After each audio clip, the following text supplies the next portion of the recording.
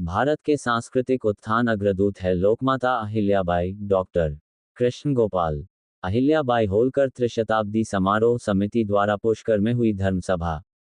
1000 वर्षों तक विदेशी बर्बर आक्रमणों के कारण विध्वंस हुए भारत की आस्था और संस्कृति के प्रतीकों को इंदौर की रानी अहिल्याबाई होलकर ने ढूंढ ढूंढ कर उनका जीर्णोद्धार अथवा पुनर्निर्माण करवाया।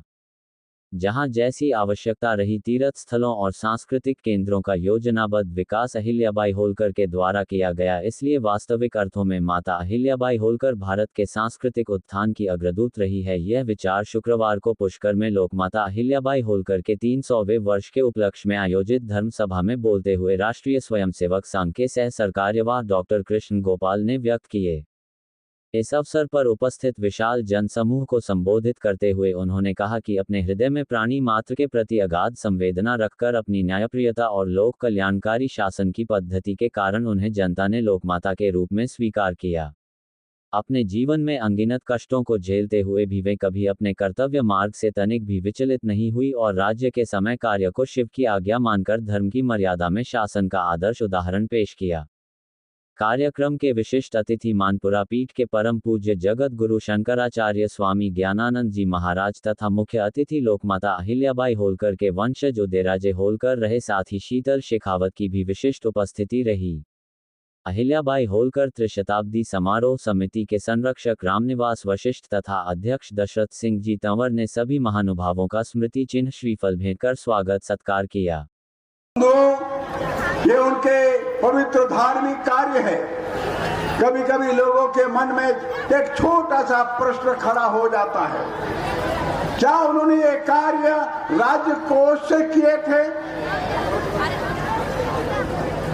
तो लोगों को ध्यान में रहे कि राज्य कोष से उन्होंने धार्मिक कार्य संपन्न नहीं किए थे, और करते भी तो भी कोई दिक्कत नहीं थी। उनका एक व्यक्तिगत कोष था जो उनको भिन्न भिन्न अवसरों पर लोग भेंट दिए थे।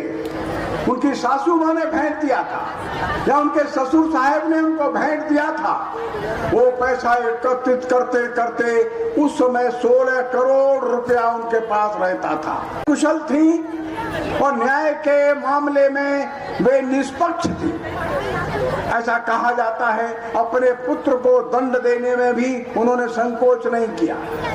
एक बार उनके पति ने थोड़ा सा ऐसा कार्य किया जिसके कारण से असुविधा उत्पन्न हुई, उनको भी दंड देने में उन्होंने संकोच नहीं किया।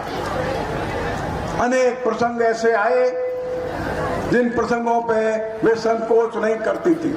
एक प्रसंग ऐसा आया, ऐसा लगने लगा कि राघोबा आक्रमण करने के लिए आ रहे हैं। ये उनके पवित्र धार्मिक कार्य है। कभी कभी लोगों के मन में एक छोटा सा प्रश्न खड़ा हो जाता है, क्या उन्होंने ये कार्य राज्य कोष से किए थे?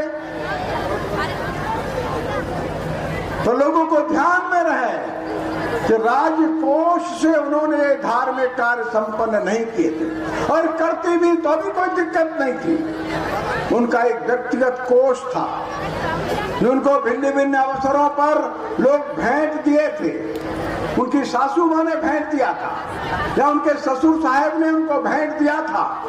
वो पैसा एकत्रित करते करते उस समय 16 करोड़ रुपया उनके पास रहता था।